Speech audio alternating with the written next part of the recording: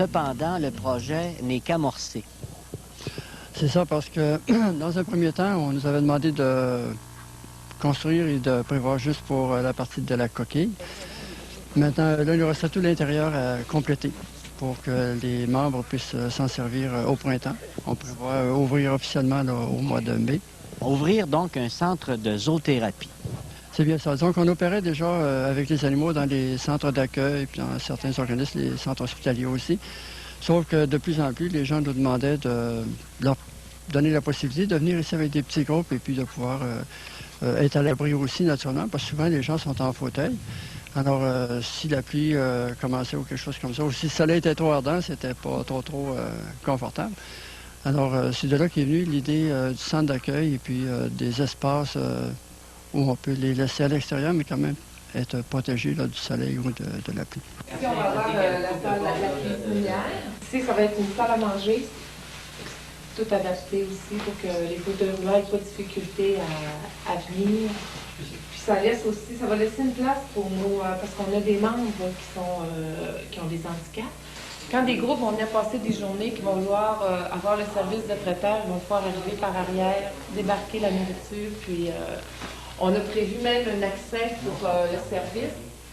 En haut, ce sera une salle de conférence pour nos réunions de la petite ferme Scoto, parce que la petite ferme Scoto, c'est une entité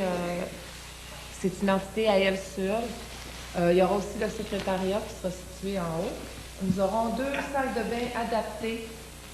Bon, il reste à effectuer les aménagements intérieurs, mais aussi toute une série d'aménagements extérieurs, des aménagements qui, comme vous le dites, vont être adaptés aux personnes avec des handicaps de diverses natures. C'est ça, oui. Comme on veut prévoir de plus en plus des sentiers sur les alentours où les gens pourront même rouler avec les fauteuils roulants. Il y en a déjà des petits bouts de fait, là, mais comme c'est sur un plateau, là, on va les aménager de façon sécuritaire, puis où ils pourront circuler durant le jour. Peut-être même aller aux petits fruits, chose qu'ils n'ont pas eu l'occasion peut-être depuis leur naissance de faire. Ils vont pouvoir peut-être aller aux framboises, peut-être même aller aux noisettes. Ici, il y a un petit peu de fruits sauvages autour. Là. Il y a une source d'eau ici naturelle juste en bas. Il y a des choses qu'on pourra facilement adapter puis qui pourront se permettre d'utiliser un peu comme tout le monde, finalement, là, parce qu'en temps normal, ce n'est pas des accès qui sont tout le temps prévus, qui sont faciles pour les personnes avec un handicap assez lourd. Il y aura aussi des jeux adaptés de diverses natures là également.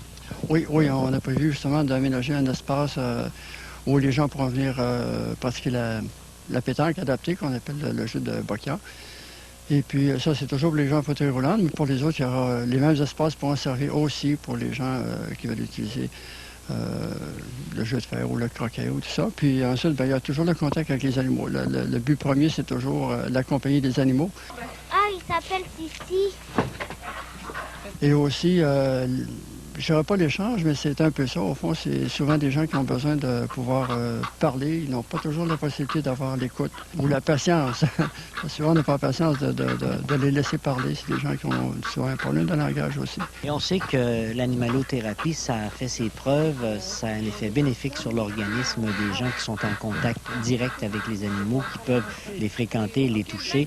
Ça a été utilisé dans divers hôpitaux à différents endroits avec succès. Ici, au centre, on dispose de quels animaux? Ici, on a de petits animaux comme toute la basse-cour, les poules, canards. On a aussi un lapin, on a une chèvre et un mouton. On a 2 poneys, puis on a des chevaux de différentes tailles, là, des plus petits et des plus grands. En général, on choisit des animaux qui sont faciles d'approche, faciles de tempérament aussi, là, tempérament calme. Il reste que, selon la mobilité de l'individu, il faut toujours prévoir un peu pour le choix de l'animal. Mais en général, c'est des animaux qui sont faciles de compagnie. Les gros moutons, ils s'amusent avec les autres. Un centre comme on est à construire présentement, on est le premier dans la région de Saguenay-Lac-Saint-Jean à élaborer un tel projet. Puis, d'après les réponses que j'ai eues téléphoniques, les gens sont quand même très, très, très intéressés, motivés là, à amener des projets, des nouvelles idées dans le cadre de la zoothérapie. Alors, c'est vraiment un projet de belle envergure. C'est un projet de l'ordre de 100 000 $ actuellement. Vous avez des réalisations pour environ 65 000 avec la bâtisse qu'on a vue à l'arrière. Oui, puis ça, 100 000 $, c'est pour compléter la bâtisse, mais comme je vous disais un peu auparavant, à plus long terme, on prévoit peut-être organiser du camping ici aussi, ce qui veut dire qu'on aura peut-être d'autres projets. On a d'autres projets pour le futur parce que les gens nous demandent d'avoir du camping adapté.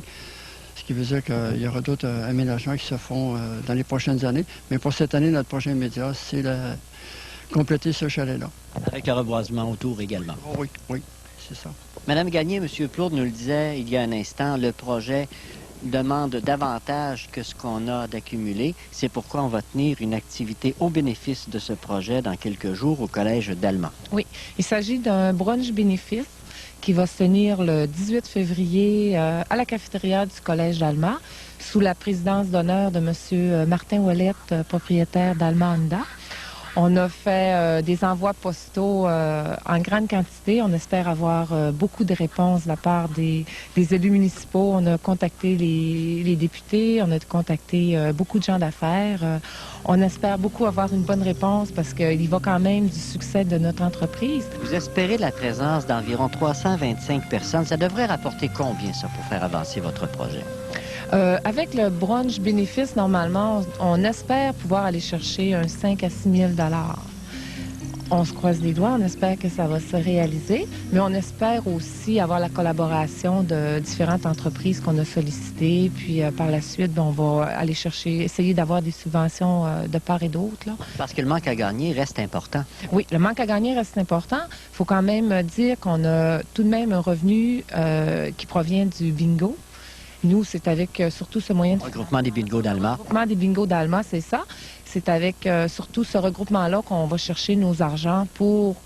Jusqu'à maintenant, pour compléter qu'est-ce qu'on a fait, c'est avec ces argents-là qu'on est allé, qu'on a pu le faire.